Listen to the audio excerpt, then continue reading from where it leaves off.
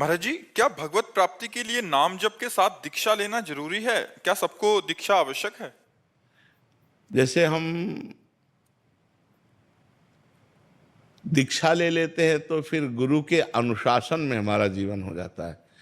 हमारा मन एक तरफ चला जाता है कि हमारे वो गुरुदेव हैं और हमारी ये उपासना है।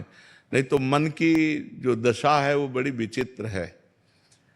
कभी ये धन प्रिय लगता है, कभी वैराग्य होता है, कभी स्त्री प्रिय लगती है, कभी वैराग्य प्रिय लगता है, कभी जंगल में रहने का मन होता है, कभी भोगों में रहने का मन ऐसे चलता रहता है, चलायमान है।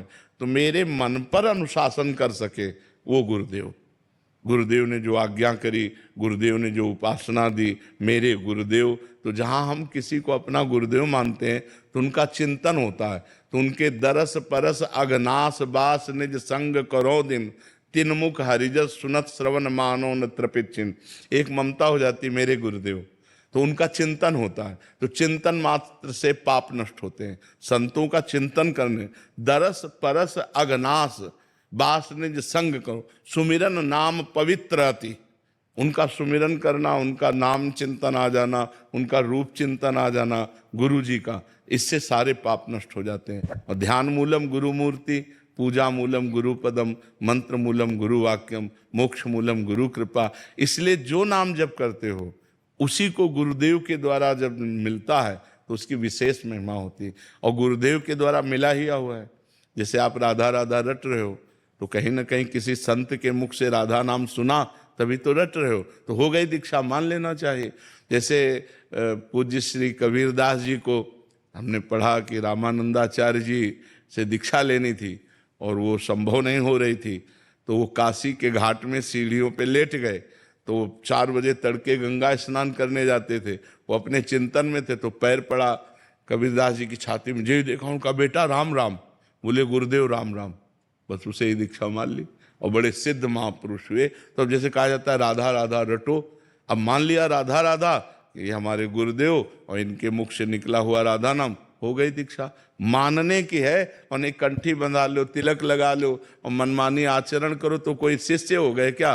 वो तो नरक जाना पड़ेगा। पापाचरण करो तो नरक जाना पड़ेगा। बात समझ पा रहे हो?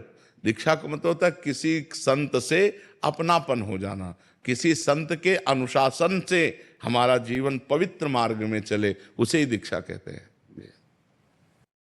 महाराज जी, कुछ लोग घबराते हैं कि फिर हम एक नियमावली में बंध जाएंगे, फिर एक मतलब क्योंकि मन का हाँ, अगर आप किसी संत की नियमावली में बन जाएंगे तो माया से मुक्त हो जाएंगे।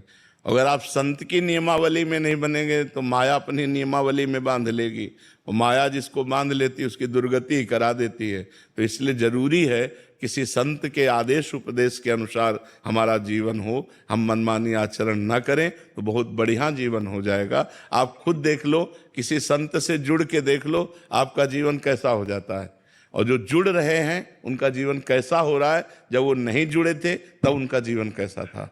वो तो परिवर्तन होता है बच्चा। लोहा कभी सोना नहीं बन सकता, पर पारस के स्पर्श से सोना बन सकता है। तो पारस है संत जन और समाज है जैसे लोहा। तो संत जन जब उनको वाणी के द्वारा छूते हैं, दृष्टि के द्वारा देखते हैं, हृदय से संकल्प करते हैं, तो समाज का परिवर्तन शुरू हो जाता है। जहाँ राक्षसी वृत्ति थी वहाँ दैवी वृत्ति आ जाती है, जहाँ क्रूर हिंसा का भाव था वहाँ दया का भाव आ जाता है। बड़ा परिवर्तन समाज में होता है संतों के द्वारा।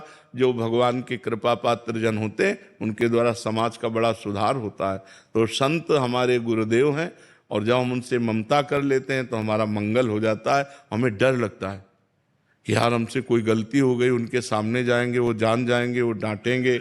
नहीं भाई, हम गलती नहीं करेंगे, हम कोई पाप नहीं करेंगे, तो हमारा बचाव हो जाता है।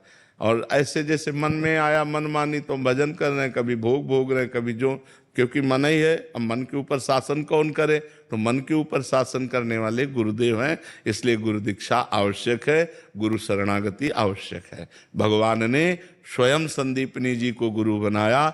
यदि गुरु बनाने की आवश्यकता ना होती तो भगवान को क्या आवश्यकता है गुरु बनाने की? जिनकी श्वासों से चारों वेदों का प्रादुर्भाव हुआ, वो भगवान किसी संत के शिष्य बने? अरे संत तो उनके चरणों का भजन करके संत बनते हैं। तो संदीपनी जी के शिष्य बने ना भगवान श्री कृष्ण। विश्वामित्र वशिष्ठ जी का उपदेश स्वीकार किया ना भगवान श्री राम जी ने, तो ये विश्वामित्र जी के चरण चापे भगवान राम ने। तो विश्वामित्र जी क्या, उन्हीं के भजन से तो हैं, लेकिन भगवान ने संतों को गुरु माना।